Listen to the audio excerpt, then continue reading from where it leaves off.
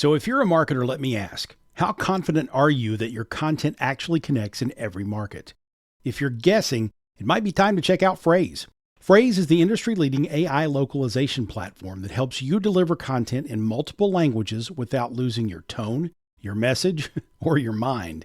It automates the manual work, slashes review time, and gives you real data on what's working where. Brands like Uber and Zendesk trust Phrase to scale their content across the globe and get it right every time. If you're serious about reaching more people and driving better results internationally, head over to phrase.com/MPN and take a look. That's phrase.com/MPN. You may know you're listening to this show along the Marketing Podcast Network, but did you know there are other great shows on MPN to help your business? Robbie Samuels hosts the On the Schmooze podcast. Robbie, tell listeners what to expect from the show. Since 2015, I've interviewed entrepreneurs who overcame challenges to achieve success in their field or industry. Tune in to On the Schmooze to listen as I ask deep questions to elicit untold stories about leadership and networking. And where can people subscribe? Find the show at ontheschmooze.com or on marketingpodcast.net, or just search for it wherever you get your podcasts. You heard them. Go subscribe.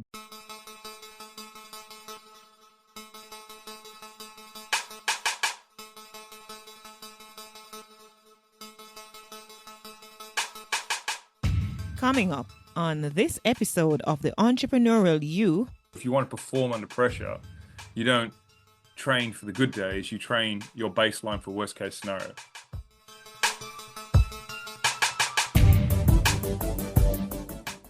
So the fastest way, if you want to rewire your performance under pressure, like I said, is to start building and conditioning the habits that are going to set you up for these same states that your nervous system would be in, and doing it with intention. Hey, it's John Lee Dumas of EO Fire, and it's the Entrepreneurial You, the show for dedicated and passionate Caribbean entrepreneurs seeking daily inspiration, brought to you by author, speaker, and award-winning entrepreneur Heneka Watkis-Porter. You must be prepared to ignite. A very warm welcome to you. It is the Entrepreneurial You, and I'm your host, Heneka Watkis-Porter. Today's guest is the ultimate performance hacker. He's Clay Moffat. He's a behavioral strategist, author of The Trust Trap, and coach to elite athletes, founders, and decision makers who thrive where most people freeze. So if you're tired of playing it safe and want to unlock next level results, definitely you are at the right place, and you are here at the very right time. Welcome, Clay Moffat. Welcome. Thank you very much for having me. It's a pleasure to be here. Awesome. And just to set the tone for our listeners, we're talking today about the trust trap, how to rewire performance under pressure. Now, pressure isn't the enemy. It's the invitation to greatness. Necessity is the mother of invention. When you are going through the fire, that's when you come out as pure gold. Now, Clay's work is all about rewiring your nervous system to turn stress into your superpower. And today we're going to be digging into why people sabotage their own potential, how to break that trust trap, and what it takes to execute when the stakes are sky high. But before we get into that, Clay, I want you to partake in my icebreaker question. And it is, what's the wildest high pressure situation you've ever coached someone through, and what did you learn from it? The wildest high pressure situation that I coached someone through was, there's a couple that come to mind. So it really, all right. The most intense one, high pressure, meaning high pressure for the company and high pressure for the family. It wasn't necessarily like a tense emotional thing that was happening in that moment. However, the gentleman that I coached, his wife had reached out to me a long time ago, and she had reached out to me 3 or 4 times, and he just kept flaking on the calls. It's like, okay, no problem. And I sent him a message direct, say, look, man, obviously some people close to you think something's up. When you're ready, give me a call. And he gave me a call 6 months later. And by that stage, his business was now at a $400,000 loss for the year. They were looking at laying off, they're shutting down, things were just going sideways. And there was friction at home, there was friction with business partners, so there was a lot of stuff going on. And he reached out, he's like, look, I need some help. Can you help me? I said, okay, yes. And it also depends on what help you would like and where do you want to go. He's like, I want to save my marriage. I want to save my business. I said, okay, can you commit to it? He's like, yes. So we worked together for a few years, actually. However, in the span of the first 6 months of our relationship, we managed to get his marriage back on track. We managed to get his business turned around. And within the space of 12 months, so for the next financial year, they posted a $7.5 million profit. Wow, that is amazing stuff. Wow. Wow. Congratulations. But it's not me, that's all him. I And that's know, but I mean, like, walking him through that, you know what I mean? Absolutely. Congrats to him as well. Now, we want to talk a little bit about the nervous system, because sometimes we think about the nervous system, we don't see it as a physical, actual part of us, right? It's like, okay, it's something within our mind, whatever. Let's talk about the role of the nervous system in everyday life to start. okay. So the basic way that I approach it is that the role of the nervous system in everyday life is very simple. It's our foundation of the prediction mechanism system that's going to set you up for whether you are going to be active, outgoing, social with people, or whether you're going to be withdrawn from people. And it does this by basing predictions of past experiences that allow you to either feel safe, feel social, feel threatened, feel withdrawn, feel hopeless, feel helpless, the whole spectrum, right? And its job is to keep you alive. So it's going to default to whatever it feels safe. And the crazy thing is that people can learn to psychologically attune to a feeling of safety. It's not really safety, but their nervous system's extremely triggered. So psychologically, they're saying, I'm not stressed. Everything's okay. Like, we're okay. We're good here. But really what's happening is their nervous system's wreaking havoc. They're freaking out. They're in a state of sympathetic arousal. They've got excess cortisol pumping. They've got excess adrenaline pumping. There's things that are just not working in the body. This gets shown up much later on because they've got these excessive chemicals pumping through the body. But ideally, its idea and its responsibility is to regulate our experience of the world and to predict and then shift our actions to respond to the world as it's showing up. So where does the nervous system get its information from? That really depends, but typically just from the five senses is where you'd get the real core of the information. However, if you're going to dive into like Stephen Porges' work and you start talking about neuroception, which is a completely different way to go down it, then it's getting its information not from the five senses, but from the distorted version that it's interpreting from the five senses. So there's like these two very parallel ways of looking at it. You could say, yeah, it's our experience of the world, but it's not our experience of the world. It's our current experience through the distorted lens of what we have learned to accept as reality. And when we think about our performance, whether we're under stress or how we interpret stress or whatever, or interpretation of everything. And I ask you questions about the, against the backdrop of, I see my nervous system reacting in a way to a particular situation when I know I have moved on from that, being in that mental space. But when a situation arises, when there's a trigger, I find my nervous system reacting in a previous way, the way it would react previously to this situation. And I have to be conscious saying to myself that, look, nervous system, you need to catch up with the reality, because the reality is, and it's an issue of forgiveness, the reality is I have forgiven this person.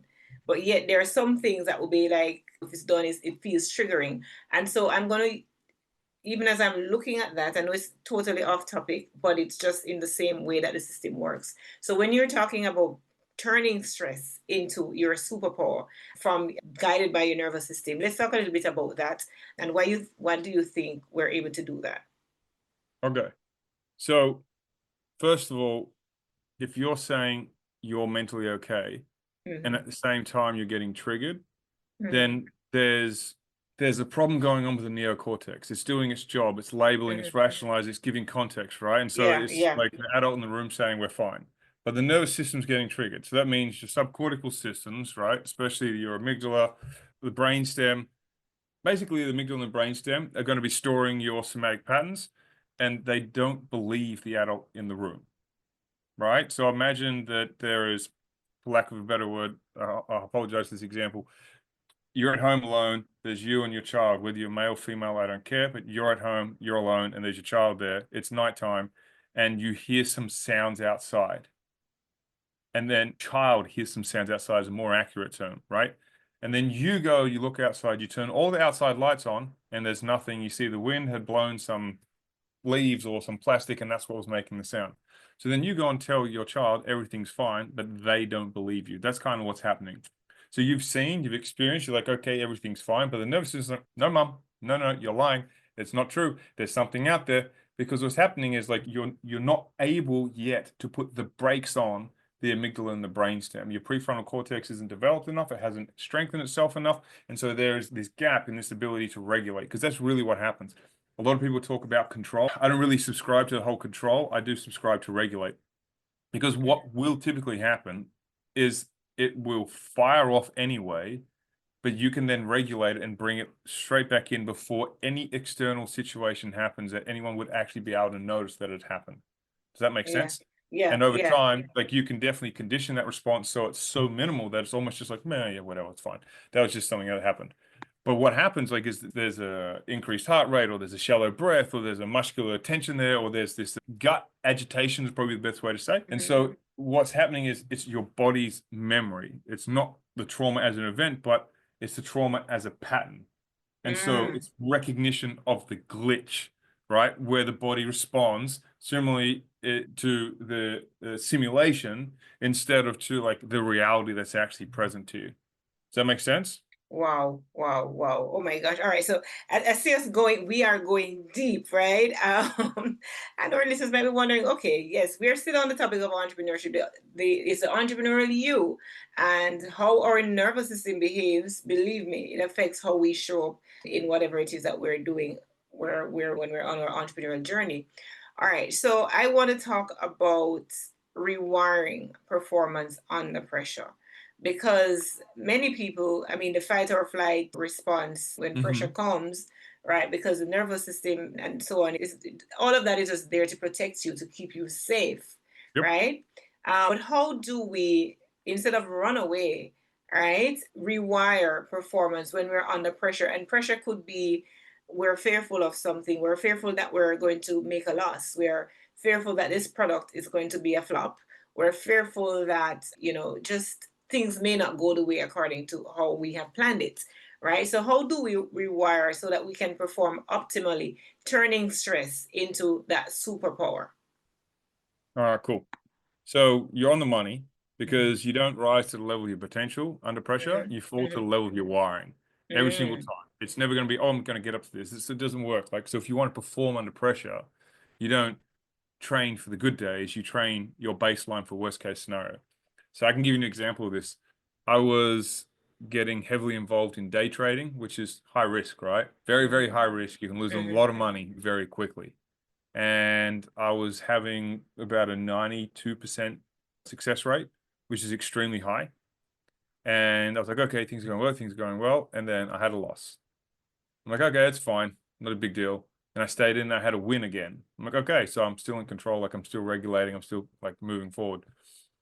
And I'd fooled myself into thinking that I was actually still in control. I was right. It was a good entry that I took, but that then brought out this cocky, arrogant son of a gun. He's like, look at that. See, I've got this. And overconfidence is worse than fear. And I'm like, oh, yeah, I got that one. So this is it. This is it for sure. And then it started to go in the direction and then just crashed and wiped out. I'm like, awesome. So I just wiped out everything that I'd done for the last week.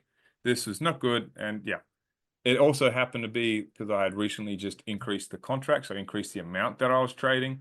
So there were like multiple factors that came in. So obviously when you increase the amount of money you're trading, you then start to increase the risk. So then you like, and the monetary value and watching like an extra few zeros just start disappearing, it has a very visceral response to your nervous system. I can promise you, it is a very visceral response when it just goes poof.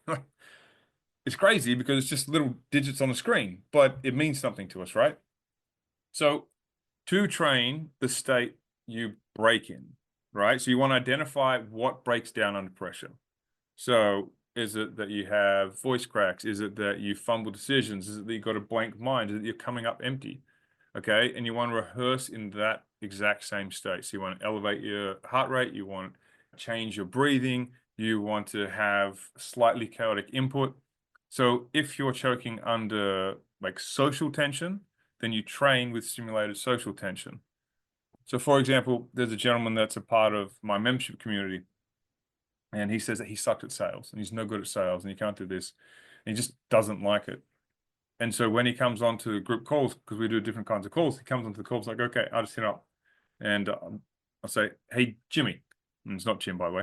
I'll say, hey, Jimmy, role play, sell me something.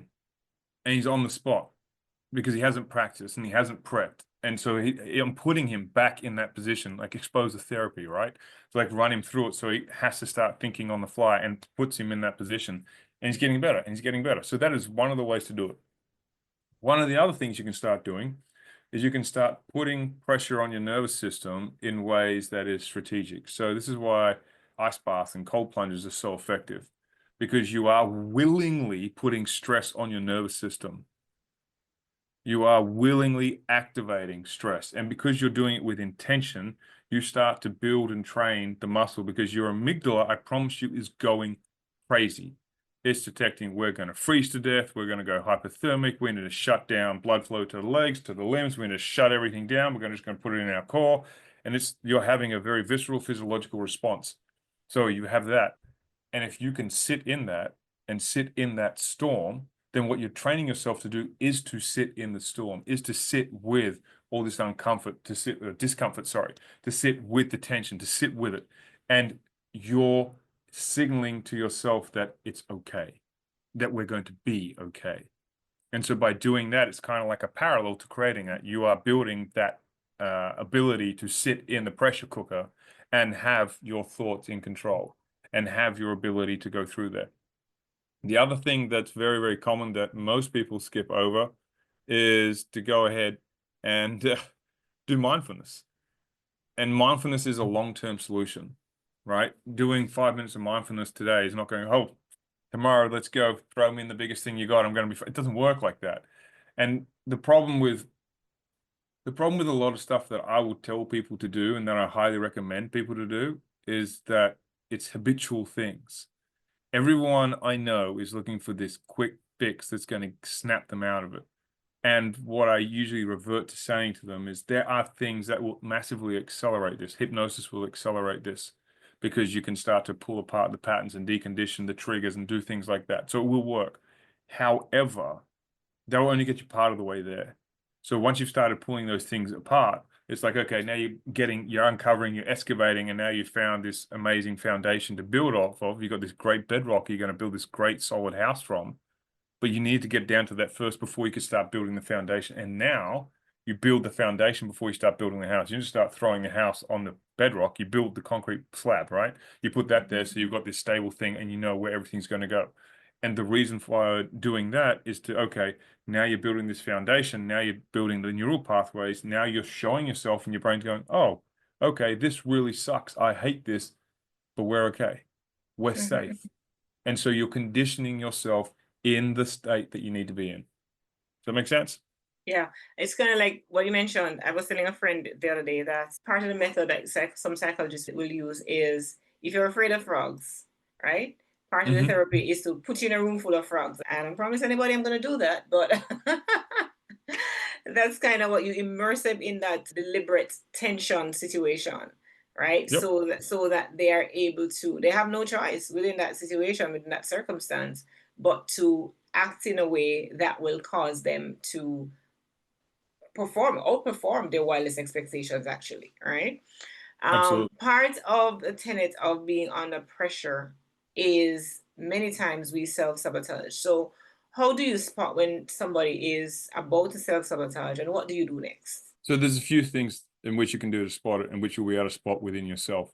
So the first thing is you'll notice their language starts to become, I use the word shrinking.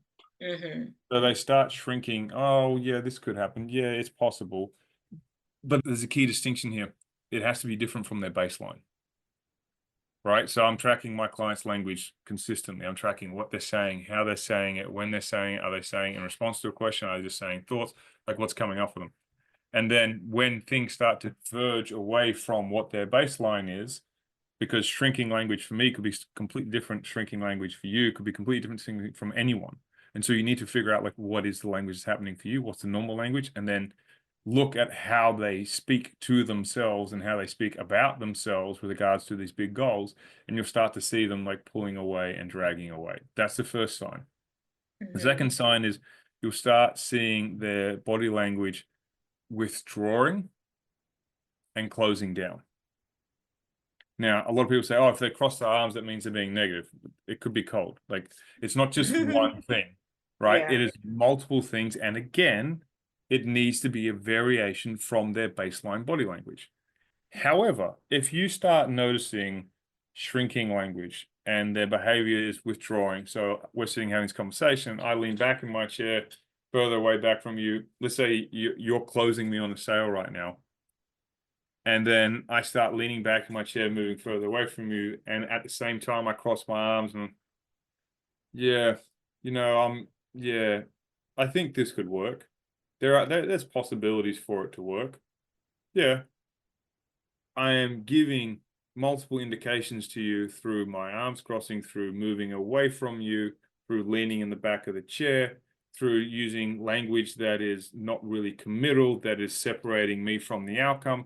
There are multiple things that are going on there that, okay, there's some indications of things that are going to happen here. So that's usually what I'm tracking for. And how would I rectify that? Was the second part of that? Yes. What do you do next? Yep. So the first thing I'll do is I'll interrupt the pattern.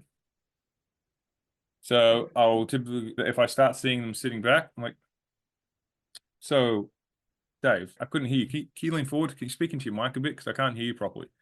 So they have to come sit forward, and now like sitting right into the mic, right? You can hear them. I'm like, no, not so loud though, a bit softer, but like, and so now I'm getting them engaged out of whatever they're talking about and focusing on this present moment right now. And once I've snapped them out of getting away from that and now focusing on being heard and now focusing on like actually having the conversation, then I can start to navigate in a different direction. So I use a lot of pattern interrupts. I use a lot of distractions.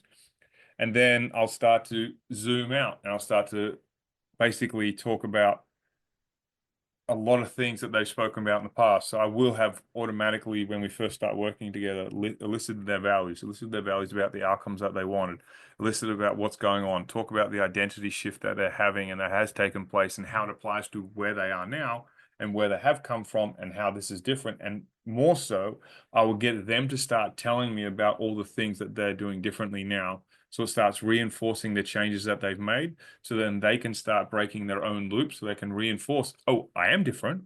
I have made this change. So maybe those things I used to think of myself don't really apply anymore. And they'll be along the lines of the things that I'll start doing with them. As well as the final thing will be, I will find a way to corner them into a position so they mentally have to create an escape plan from their own excuse.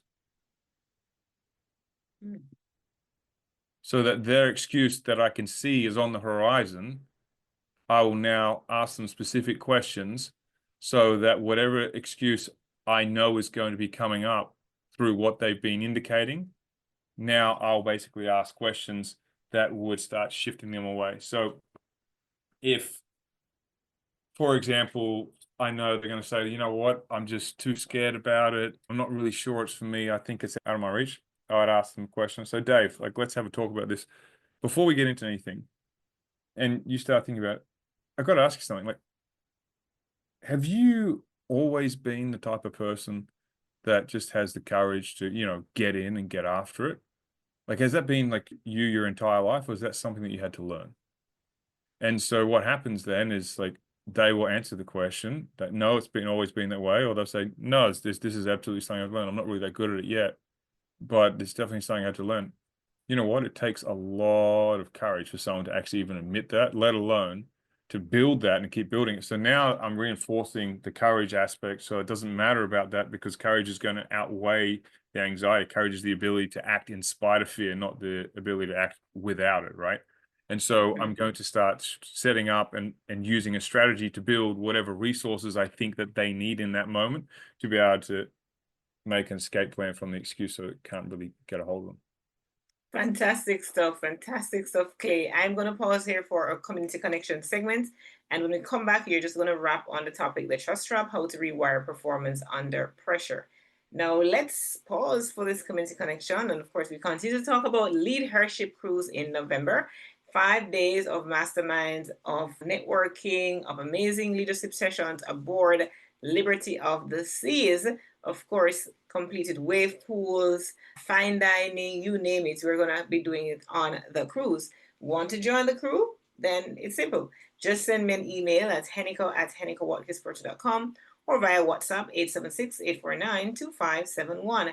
And tell us, what's your go-to move when the pressure is on? That's our community connection segment for today. I come back to my guest, Clay Moffat, who has been talking about rewiring performance under pressure. Let's take it away and close us out, Clay. You've been so inspirational. So the fastest way, if you want to rewire your performance under pressure, like I said, is to start building and conditioning the habits that are going to set you up for these same states that your nervous system would be in, and doing it with intention. Because when you start to do it with intention, you start to do it from a place where your nervous system is now being conditioned to do it as an act of volition, and that changes the way that your nervous system responds. So now it's no longer about a reactive response, it's about a proactive response. And the more you can condition your nervous system to respond in that way, the more you're going to start to get out of the state. Because what happens when you're under pressure, you get in the state of alpha lock. And so what happens is your brain basically starts to shut down and you lose access to resources. So you lose the ability to connect to even greater steps of thinking. And the more pressure you find yourself under, the less your prefrontal cortex takes control. So again, flipping it back and putting yourself in those ice plunges, which no one really likes, until you realize what it actually does for you, then you kind of start to enjoy the pain, so to speak, because the pain it's growth. That's what it is. Ultimately, it's growth. And it's growth for your nervous system, because your nervous system is getting that pure blooded conditioning that is going to set you and step you up. And as a result of those elements all coming together, you now put yourself in a position where when it happens as a reactive response, you have trained your brain in the same state. And that is the main goal of anything and everything that you can do. Everything we do is based on context and states. And if you can start to manage your state and regulate your state and have more of your brain accessing during states of, let's say, tension, states of pressure, states of fear, then you are the person that is going to be less affected by those. And so therefore, when they happen, your nervous system knows what to do. So the physiological response that you end up receiving is far less significant. Like your mean average is much more condensed and you stay closer to your baseline and you don't get these massive highs and lows. You just get a very smooth, very powerful line in which you walk. Wow, interesting. So we can definitely, guys, we can definitely train our nervous system to and recondition, retrain to perform under pressure. There is no stopping us, no need to fight the fear. Just prepare in those states to deal with whatever it is that is affecting us in that moment. Well, I'm going to ask Clay right now to share his contact details, how we might get in touch with him, as well as your giveaway. Absolutely. So the best way to get a hold of me is either on X, which I'm on there quite frequently, which is at Moffat Clay. It's MOFFATCLAY, or email me go@claymoffat.com. As for the giveaway, that will be elements and conditioning processes and protocols that will be put onto a webpage, which will be at my website, which is claymoffat.com/Heneka or /the Entrepreneurial You, depending on which one you prefer. Right. So Heneka is fine, or Heneka is fine. Perfect. Yes. Let's do that. All right. So send me that link, Clay, so that I put it in the show notes, and we have that for our peak performers. Thank you so much for joining me. It has been my pleasure hosting you today. Thank you so much. I appreciate your time. Awesome. And let's move into trending now. Check this out. The Global Wellness Institute reports that high performers who practice nervous system regulation are 48% more likely to hit their goals. Meanwhile, Harvard research shows that teams with high psychological safety outperform their peers by up to 27%. Of course, Clay's approach is the secret sauce behind those numbers. So there is a method to the madness, you say. Again, I want to thank my guest today, Clay Moffat, for coming in on the Entrepreneurial You and having this very robust, rich, enriching conversation with me, for allowing you to see things from a different perspective.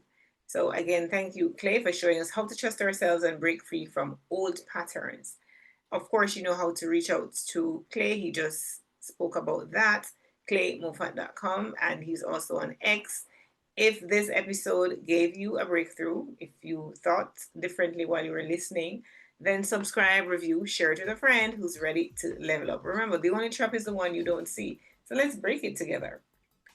Affirm with me today, I am fearless under pressure and trust myself to win in any arena. A very, very, very big thank you to our sponsors, the Jamaica Stock Exchange, and of course, Heneka Watkis-Porter.com. Walk good. Take care of yourself. This podcast is heard along the Marketing Podcast Network. For more great marketing podcasts, visit marketingpodcasts.net.